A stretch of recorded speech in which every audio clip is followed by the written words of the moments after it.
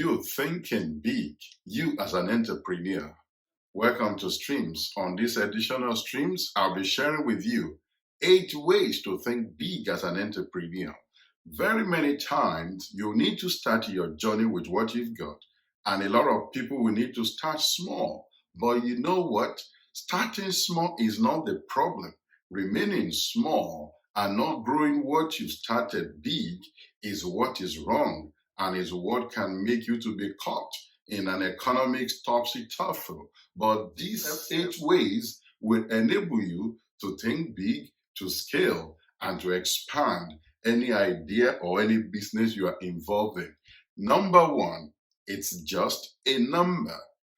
Think of it. Billions today looks like the millions of yesteryears.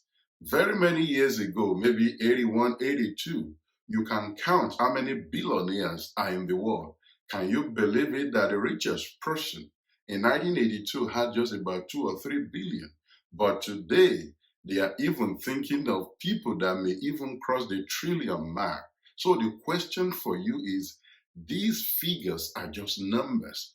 Don't be intimidated when they talk about you making $1 million or £1,000,000 or even a 9 figure for some of you that you might scale to 100 million or even a billion. It's just a number. All you need to focus on is your own craft, is your own idea. It's not that people just set out to be like, I want to necessarily make $1 billion, but the idea just grew. Look at Mark Zuckerberg. Look at Bill Gates. Look at Steve Jobs. If you listen to their story, it was not like, oh, I want to have several billions. They were just in a process, refining and expanding their ideas. So for you also, it's just a number. Don't be intimidated. Go for it. And you can be everything you have admired or seen other people. Number two, start with small victories. You see, anything big, like we said, started small. And for you to go for the big box or the big parts that you admire, you need to nurture some small victories. Those small victories will give you the impetus and the confidence to do the big things that you desire. I remember like 15 years ago, when I do say to people, a venture I was involved in, and I'll say to them, we can scale this to $100,000 or 100,000 euros. People just have a laugh. And then we started notching up some victories. 4,000 deals, then 6,000 contracts, then 9,000, 11, 20, 30, 50, and it just grew. So also, if you notch up those small victories, it enables you to begin to, have the confidence to do 6 figures, 7 figures, even 9 figures, and scale to the level that is comfortable or you desire to be. Number 3, study the people that you admire.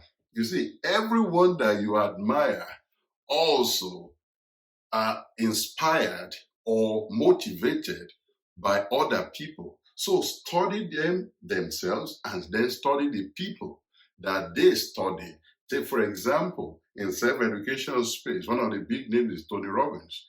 He was a protege of Jim Rohn. So if you look at people that they study, it will help you to understand their philosophy, and that can begin to shape your own outlook so that you can persevere till you grow to the picture that we're talking about. Number 4, test and refine your ideas. Very many times, people conceive a thing and think it should work in that same conceptual mode in the real world. It doesn't work like that a lot of times. Very many times, what you are looking to do, there might be no technology to operationalize it at the moment, but it might be an idea for the future.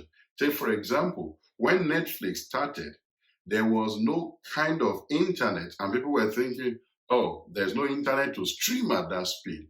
But think of it today, 5G is in the market. So refining your ideas will help you to know how to, adjust or scale or how to transition in terms of bringing your ideas to the market. Number 5, solve problems. Make sure your ideas solve problems, not just selling fantasies, not just telling people some voodooist kind of ideas. Make sure it solves specific problem. Facebook solves connectivity problems. Amazon solves ease of transaction or delivery of products. So also Elon Musk solve renewable and electric car problem. Make sure your ideas, it might not be grand like theirs, but whatever is it, whether big or small, be sure what you are bringing to the market or services that you are offering solve a specific problem. It must be smart in terms of what you are offering the society or the market. Number 6, imagination. You cannot overemphasize the power of imagination in order for you to scale and grow big. I remember the other day, I was with my son and he was preparing for these sport activities. So he was having this jump, we call it a long jump, and he's been jumping to the limit of what he had capacity to do. Then I said to him, can you picture a distance? And we saw a symbol on the ground. I said, picture that and focus your attention on that. What happened? He started jumping than what he had set as his limit. And that picture was dragging him. You know, the expression, look at the moon or target the moon and you end up on the roof. So these are ways by which your imagination can start expanding your capacity and you begin to see something bigger than you thought was actually possible before. Number 7, turn off distractive noise. In every situation, there is something that I want you to look in the opposite direction. You know where you are going. During the lockdown, some were consumed by the number of deaths or the scale of the disease, while some other people were looking at the opportunities and the new market they were opening as a result of the lockdown.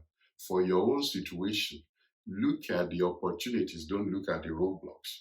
Look at the positive side, don't always look at the negative side. So if the negative things are distracting you, turn it off. Stop looking at too much news that is depressing you every day. Go after your dream. Every time you think it's the end of the world, there are new opportunities and the day breaks again. Number 8, finally, test the limit of your ideas. You know you need to niche down in any industry that you want to get into, but at the same time, you know to know the limit of that idea. What is the capacity of the market? What are the opportunities there, whether in Europe, in Africa, in parts of America as well? So you need to know the capacity of your market. When Facebook was launching, they were thinking if we can connect a couple of colleges. And Sean Parker, who was a big idea guy, said, what if you can connect a couple of states? What if you can connect Europe as well? Today, Facebook is in excess of 2 billion people. That is how to think big and how to expand your capacity.